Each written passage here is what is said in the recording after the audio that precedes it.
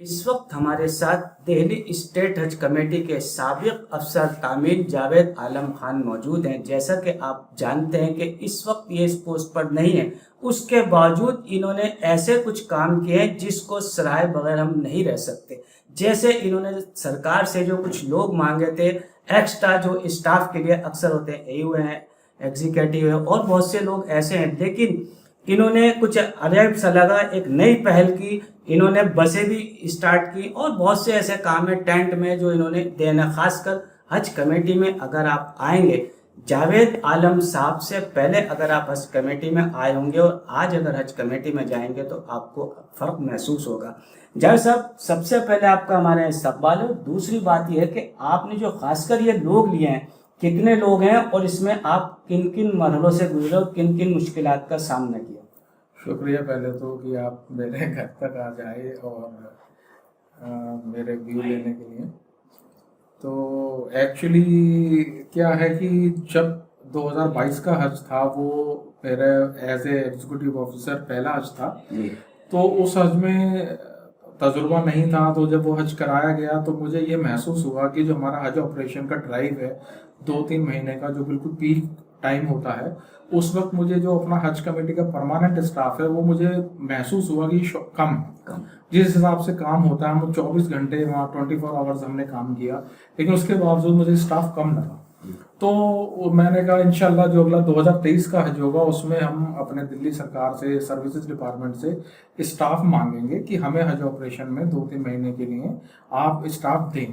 तो जो मैंने ये बात अपनी मीटिंग में अपने स्टाफ को बताई तो स्टाफ को थोड़ा अजीब सा लगा, उन्हें शायद मालूम नहीं था। वो बोले सर ऐसे कैसे मिल सकता है स्टाफ?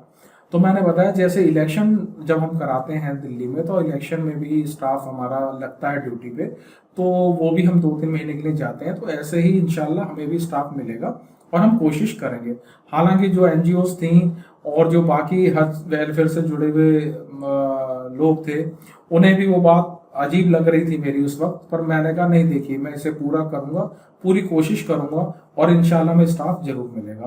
तो उसके बाद जैसे ही हज ऑपरेशन शुरू हो रहा था, तो उससे पहले मैंने कहा भाई हम स्टाफ लेंगे। तो जैसे ही कमेटी बनी तो कमेटी में भी मैंने ये प्रपोजल रखा और कमेटी को कन्विंस करा कि हम ऐसे ऐसे हज ऑपरेशन के लिए हमें स्टाफ मिल सकता है। तो कमेटी ने मेरी बात को समझा और उसे एग्री करा और उसके बाद हमने वहाँ लेटर लिखा सर्विसेज डिपार्टमेंट को कि हमें उर्दू में कुछ स्टाफ चाहिए। और मैं वहाँ सर्विसेज डिपार्टमेंट में जाके मैं मिला अभी डिप्टी सेक्रेटरी साहब से, तो उसके बाद ही हमें स्टाफ मिल गया। हालांकि हमने थोड़ा ज़्यादा स्टाफ मांगा था। कितना स्टाफ मिला सर? हमें अभी 2 जो सीनियर असिस्टेंट मिले हैं और 4 जूनियर असिस्टेंट मिले हैं। और ये जो स्टाफ 6 आया है, ये दूसरे डिपार्टमेंट से आया, अलग अलग डिपार्टमेंट से आया है और इन्हें बहुत तजुर्बा है और ये बहुत इम्पोर्टेंट रोल निभाएंगे हज में, मुझे ऐसा लगता है। क्योंकि जो अब 2 महीने हैं हज के, इसमें नोटिंग और ड्राफ्टिंग है और बाकी लेटर्स हमें कई डिपार्टमेंट में लिखना होता है। तो ये वो लोग हैं जो ये काम अक्सर अपने डिपार्टमेंट से करते हैं, उन्हें बहुत तजुर्बा है।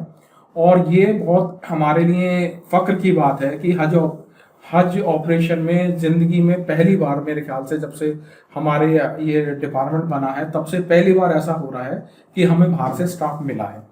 और इंशाल्लाह मुझे पूरी उम्मीद है कि अब ये स्टाफ हमें हर साल मिला करेगा, आगे ज़्यादा मिलेगा और उम्मीद ये भी है कि आगे ज़्यादा मिला करेगा। तो ये बहुत खुशी की बात है सभी लोगों के लिए जो हज ऑपरेशन से किसी न किसी तरह से जुड़े हुए हैं। जी सर, मुझे आपकी एक बात याद रहती है, आपने कहा कि हम तो खिदमत करना है और ज़ाहिर आप खिदमत कर भी रहे हैं और आपने जो काम किया है वो तो सभी लोग देख रहे हैं, किसी कहने की ज़रूरत नहीं। लेकिन कहीं ना कहीं एक खलिश ये रहती है कि जो पौधा मैंने लगाया था उस पौधे को बड़ा होते हुए मैं खुद देखता, लेकिन आप अब दूर से देखेंगे तो आप उसमें कैसा महसूस करेंगे और उसके लिए क्या कहना चाहेंगे? नहीं, देखिए मुझे जो आप कहना चाह रहे हैं शायद वो अब ये कहना चाह रहे हैं कि आप ट्रांसफ़र हो गया जो फल खाने का मतलब है। तो ऐसा नहीं है। एक्चुअली जो काम, मुझे इस बात का अफसोस नहीं है, मुझे थोड़ा अफसोस इस बात का है कि अभी काफ़ी काम रह गए। जैसे मैं वहाँ कॉन्फ्रेंस रूम बनाना चाहता था, मैं वहाँ लाइब्रेरी बनाना चाहता था हाजियों के लिए, और एक गेस्ट रूम बनाना चाहता था। तो बना दिया वहाँ पर। हाँ, लेकिन उसे और बनाना था, मतलब काफ़ी और बढ़िया करके काफ़ी चीज़ें अभी रह गई, तो उसका अफसोस है। और जो मैंने काम करा इसका फ़ख्र है।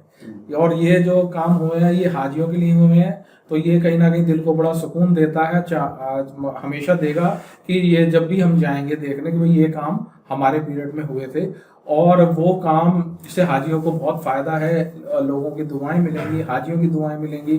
बल्कि जो मुझे स्टाफ से अभी फ़ोन आते हैं, अक्सर फ़ोन आते हैं कि सर जो वहाँ आपने काम किया, लोग उसकी बड़ी तारीफ़ करते हैं, चाहे वो नमाज़ पढ़ने की जगह हो, चाहे जो हमने वहाँ और बाकी ऑफिस का काम करा है, स्टाफ को जो हमने सीट्स दी, रूम्स दिए, जो भी काम हुए हैं वहाँ, उसके लिए वो बड़ी लोग दुआएं देते हैं। तो ये बड़ा हमें सुकून देता है और बड़ी खुशी होती है। एनजीओ थी, एनजीओ से आपका रोल कैसा रहा और उनसे क्या कहना चाहेंगे और अब आपकी उससे ताल्लुकात कैसे हैं? देखिए, जो एनजीओज थी या कोई भी थे, मैं उनको अपने ऑफिस में बुलाता था, उनसे मैं पूछता था कि आप कुछ मशवरा दें और कुछ कमी है तो वो बताएं जिन्हें हमें दूर करें। तो उसमें एनजीओज ने सबसे पहले मुझे ज्वाइन करते यही बताया था कि जी हाँ, जो है मई जून में जो टेंट लगता है बहुत गर्मी होती है, तो यहाँ पे इसके लिए आप हो सके तो एसी टेंट दें। तो वो मुझे उनका जो मशवरा था बहुत बढ़िया लगा। आपने तो एसी टेंट लगाया? हाँ, इंशाल्लाह हम उसमें कामयाब रहे और हमने एसी टेंट दिया।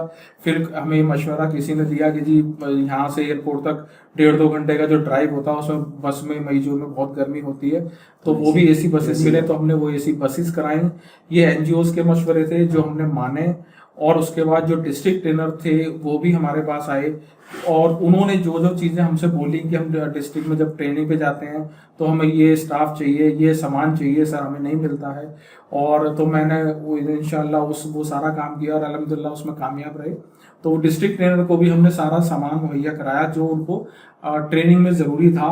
जो उन्होंने चीज़ें मांगी वो दी गई, उनको टैक्सी दी गई वहाँ पे जाने के लिए और अपनी ट्रेनिंग देने के लिए। इसके अलावा जो भी कोई, इनके अलावा भी कोई आया और उन्होंने हमसे बोला कि ये काम आप करें या ये, तो हमें जो बेहतरी में हो सकता था हमने वो सारे काम करे और आज माशाल्लाह हज कमेटी चमक रही है, हज कमेटी ऑफिस चमक रहा है। हाँ, अल्लाह का शुक्र है, मुतमईन हूँ मैं। आखिर में एक काम हो रहा है, जो आपने हज कमेटी उर्दू हिंदी में जो छत पे दूर से दिखता है हज कमेटी, जी तो जी वो जी। आप एक एक चीज मतलब आप रखता के क्रिएटिव जी, माइंड है, तो आप अगर और कुछ रहते हैं तो वहाँ पे बहुत कुछ बदल, खैर लेकिन अब भी बदलेगा। आपके होता आपने बुनियाद तो डाल ही दी है, आने वाले टाइम में होगा। तो ये थे हमारे साथ जावेद साहब। आपने देखा कि इन्होंने किस तरह से कहाँ से इसको लेकर चले। सबसे पहले आप देख सकते हैं जो ऊपर लिखे हुए बोर्ड है उर्दू हिंदी में, वो गेस्ट रूम बना और बनाना चाहते। तो सबसे बड़े अचीवमेंट जो है वो उनका ये है कि जो सरकार से इन्होंने आदमी मांगे वो सरकार ने इनको दिए और आगे भी स्टाफ उम्मीद है। और जो 3 महीने का बर्डन खासकर हज मंजिल के स्टाफ पे होता है, उससे थोड़ी बहुत उनको राहत मिलेगी। कितनी राहत मिलेगी ये तो आने वाला वक्त बताएगा, लेकिन जो काम इन्होंने कहा उससे मुतमईन है, खुश हैं। जो काम दिल को तसल्ली दे, मुतमईन दे, खुश हो, वही काम अच्छा होता है। जो आदमी की यही एक हाजी की तरफ से जो दुआएं मिलती हैं वो इनके लिए यही बहुत है। दिल्ली से सियासी तकदीर यूट्यूब चैनल को सब्सक्राइब करें और बेल आइकन पर क्लिक करें ताकि आपको सबसे पहले खबरें मिलती रहें।